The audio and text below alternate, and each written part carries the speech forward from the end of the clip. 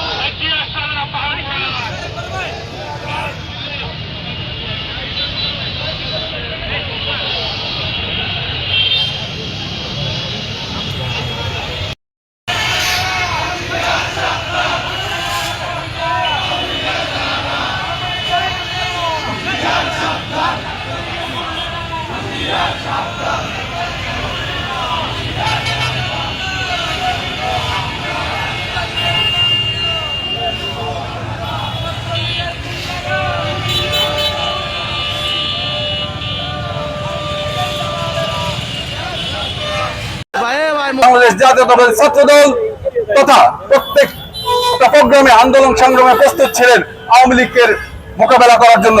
প্রিয় নেতৃবৃন্দ, আজকে আল্লাহ তাআলার রহমতে 5ই আগস্ট ছাত্র জনতার বিপ্লবের মাধ্যমে বাংলাদেশ আবার নতুন করে স্বাধীন হয়েছে। প্রিয় নেতৃবৃন্দ, এটা কিভাবে হয়েছে? মহান আল্লাহ তাআলা রব্বুল আলামিনের রহমতে হয়েছে। এই বাংলাদেশে প্রায় 1.5 থেকে 2,000 আত্মার বিনিময়ে বাংলাদেশ নতুন করে স্বাধীন হয়েছে। তারই ফলশ্রুতিতে বলতে চাই, এই নিষিদ্ধ সংগঠন যারা আপনারা মানুষকে খুন করে, মানুষকে ধর্ষণ করে, যেভাবে করে আপনারা লুটপাট করে বাংলাদেশকে নষ্ট করেছেন, দ্বিতীয়বারের মতো আপনারা যদি আবার জাগতে চান, তাহলে বাংলাদেশ জাতীয়তাবাদী ছাত্রদল প্রস্তুত আছে আপনাদেরকে একবার নির্মূল করে দেওয়ার জন্য।